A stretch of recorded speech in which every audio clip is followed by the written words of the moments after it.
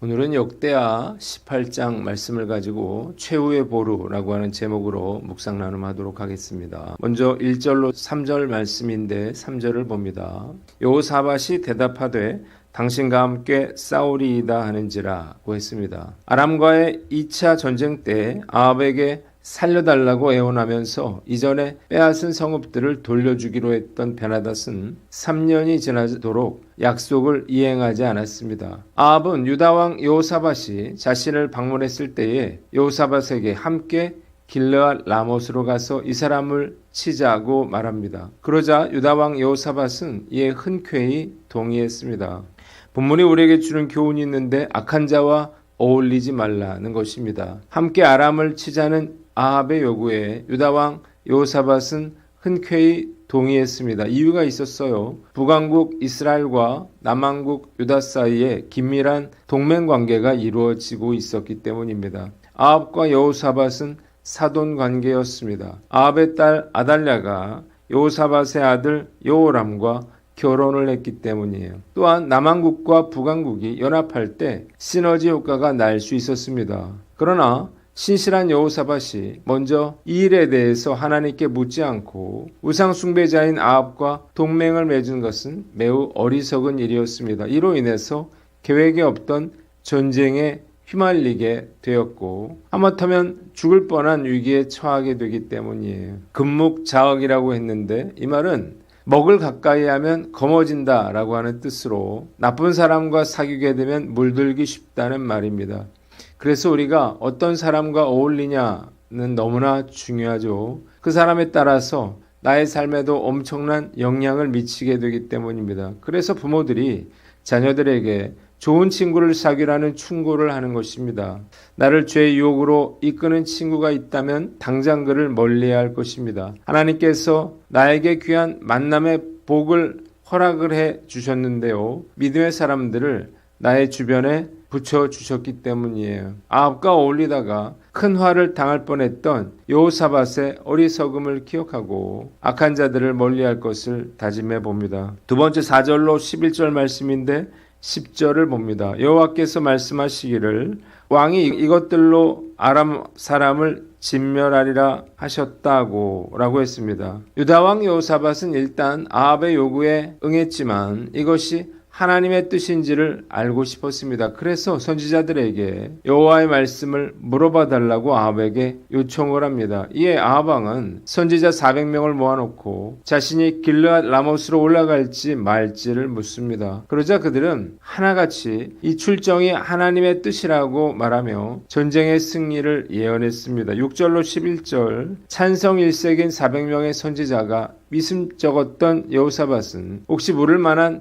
다른 선지자가 없는지 아합에게 묻습니다. 아합은 미가야라고 하는 선지자가 있으나 그가 자신에게 항상 흉한 일만 예언해서 그를 미워한다고 말합니다. 여호사밧의 요청으로 내시가 미가야 선지자를 부르러 간 동안 시드기야가 철로 뿔들을 만들어 가지고 와서 여호와의 말씀이 왕이 이것들로 아람을 찔러 진멸하리라 하셨다고 예언합니다. 그러자 다른 모든 선지자들도 시드기야와 똑같이 예언하면서 아합의 승리를 장담했습니다. 본문이 우리에게 주는 교훈이 있는데 아첨하는 말에 속지 말라는 것입니다. 거짓 선지자들의 특징은 사람들의 기대에 부응하는 말을 한다는 거예요. 이유가 무엇인가요? 사람들이 좋아하기 때문이에요. 거짓 선지자들은 하나님의 말씀이 아니라 사람들이 전하는 것을 말하므로 환심을 삽니다. 그래서 인기가 있어요. 예전에 전 세계 기독교 음악에 강력한 영향력을 미치고 있는 힐송 처치에 관련한 디스커버리 다큐멘터리를 우연히 보고 정말 깜짝 놀랐습니다. 힐송교회 창립자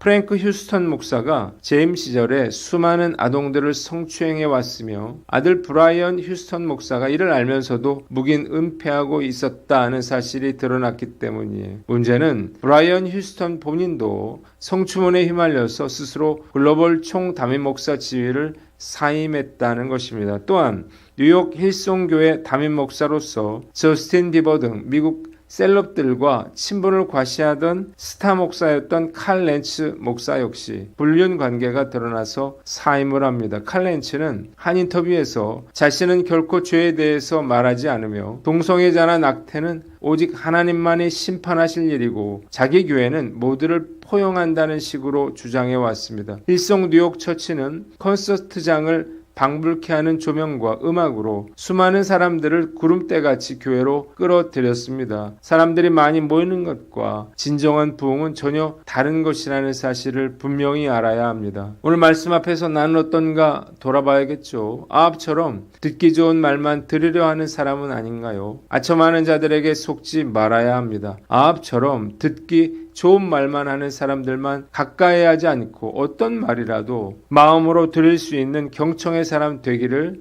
주님의 이름으로 축원합니다. 세 번째 12절로 13절인데 13절을 봅니다. 내 하나님께서 말씀하시는 것 곧 그것을 내가 말하리라고 했습니다. 아방이 보낸 내시는 미가야에게 다른 선지자들이 모두 길한 예언을 했으니 출정과 승리에 찬성하라고 회유합니다. 그러나 미가야는 자신은 하나님께 받은 말씀만 전하겠다고 하나님 앞에서 맹세했습니다. 아합은 처음부터 하나님의 말씀에는 관심이 없었습니다. 그는 이미 마음으로 전쟁을 결정했어요. 그가 원하는 것은 하나님의 뜻이 아니라 인간적인 지지였습니다. 그래서 내시를 보내서 미가야에게도 길한 말만 하라고 압력을 넣은 것입니다. 그는 하나님의 참된 말씀을 들을 생각이 없었죠. 이스라엘에 그토록 많은 거짓 선지자들이 우글거린 이유입니다. 본문이 우리에게 주는 교훈이 있는데 사람을 두려워하지 말라는 거예요. 목회자는 하나님의 말씀을 대언하는 사람이에요. 때문에 목에 칼이 들어와도 하나님께서 주시는 말씀을 전해야 합니다. 그러나 사실 이것은 대단히 어려운 일이죠. 대부분의 성도들이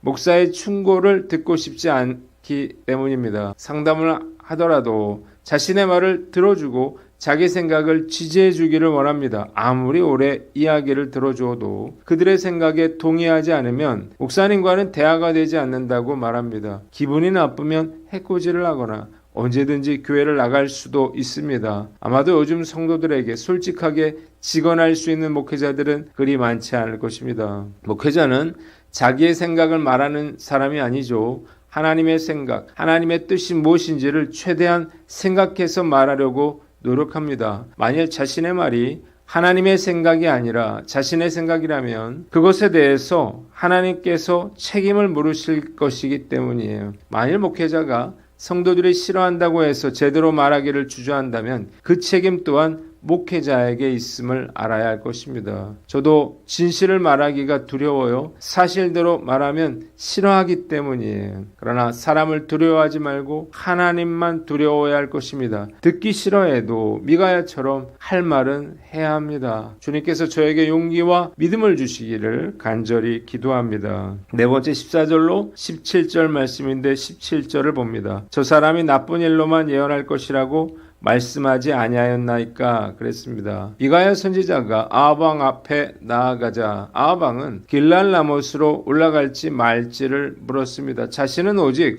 여호와께서 말씀하시는 것만 전하겠다고 맹세했던 미가야는 막상 아합의 질문에 그가 듣기 원하는 말을 했습니다. 올라가서 승리를 얻으라는 거예요. 미가야의 말이 마음에 없는 말이라고 하는 사실을 눈치챈 아합은 그에게 진실을 말하라고 다그쳤습니다. 그러자 미가야는 이스라엘이 목자 없는 양같이 이산저산에 흩어져 있는 것을 보았는데 여호와께서 이 무리에게 인도자가 없으니 제각기 평안히 자기의 집으로 돌아가게 하라고 말씀하셨다고 말합니다. 이것은 아람과의 전쟁에서 이스라엘이 패할 것이라고 하는 예언이었습니다. 미가야가 진실을 말하자 아합은 화를 내면서 자신이 예상한 대로 미가야가 역시 흉한 것만 말하지 않느냐고 말하면서 여호사밧에게 그의 예언은 귀담아 들을 필요가 없다고 말합니다. 미가야 선지자로부터 아합이 듣고자 하는 말은 진실의 말처럼 보였죠. 그래서 내가 몇 번이나 너로 맹세케 하여야 하겠느냐라고 그를 다그칩니다. 그러나 막상 미가야가 원치 않는 이야기를 하자 그는 역정을 내요. 본문이 우리에게 주는 교훈이 있는데 순종할 마음으로 물어라는 거예요. 하나님께 무엇을 물으려면 하나님께서 무슨 말씀을 하시든지 순종할 마음으로 물어야 할 것입니다. 그런데 많은 경우 우리는 아합처럼 미리 정해놓고 하나님께 묻습니다. 그래서 만일 자기 생각과 하나님의 생각이 다르면 마음을 상해하고 화를 냅니다. 이럴 거라면 차라리 하나님께 묻지 않는 편이 더 나을 것입니다. 하나님께 물어 하나님의 뜻을 안 뒤에 이를 무시하게 된다면 그만큼 더 명확하게 하나님의 뜻에 불순종하게 되기 때문이에요. 이런 불순종은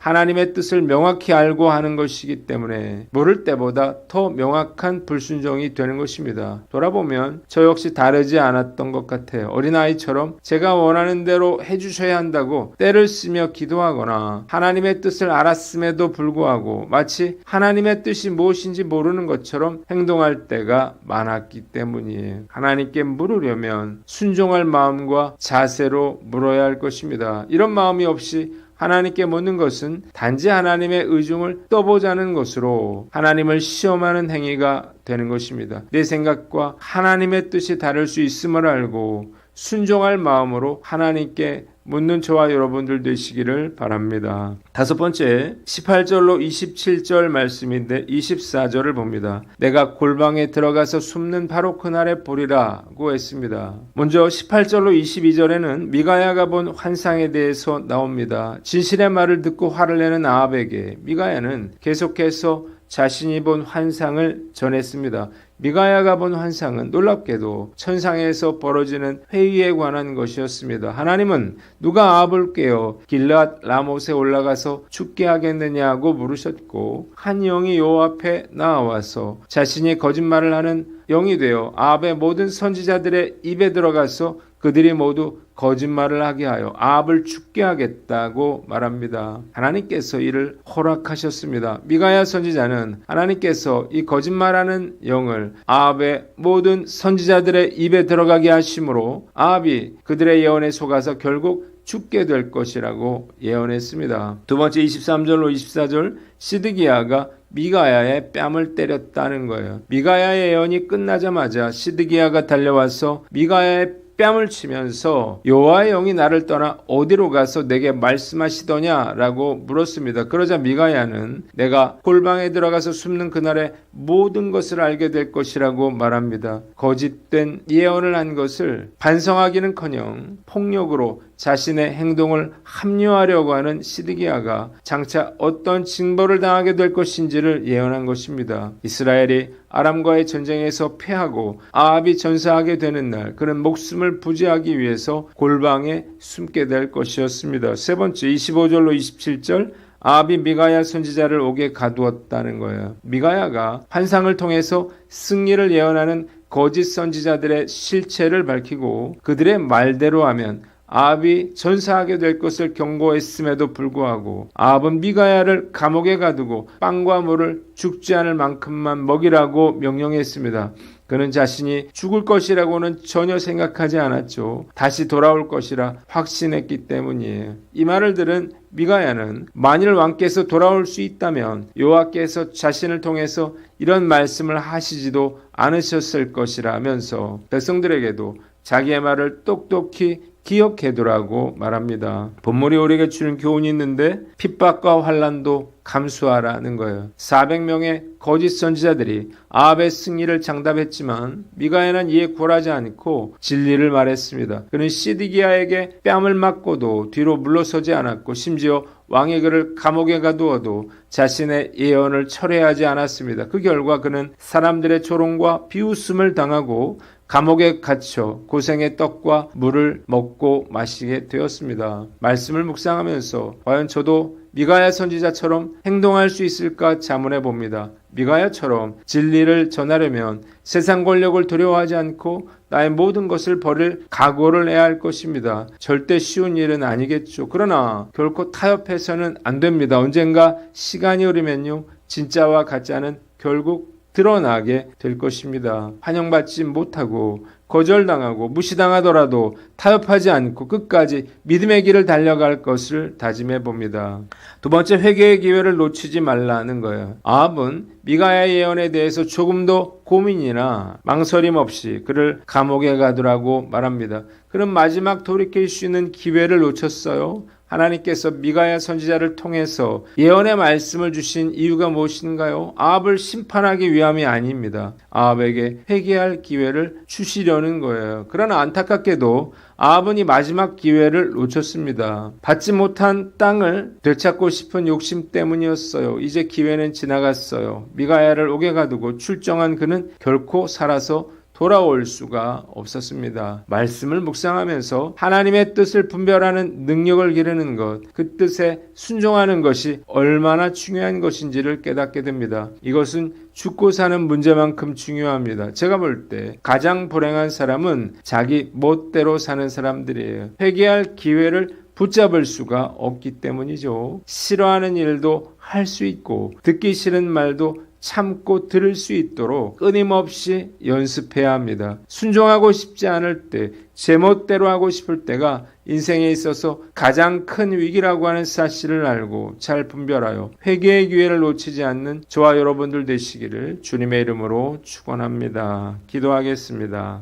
하나님 아버지, 우리가 악한 자들과 어울리지 않고 아첨하는 말에 속지 않으며 순종할 마음으로 묵게 하시며 핍박과 환난도 감수하는 참 믿음의 사람이 되게 하여 주시옵소서.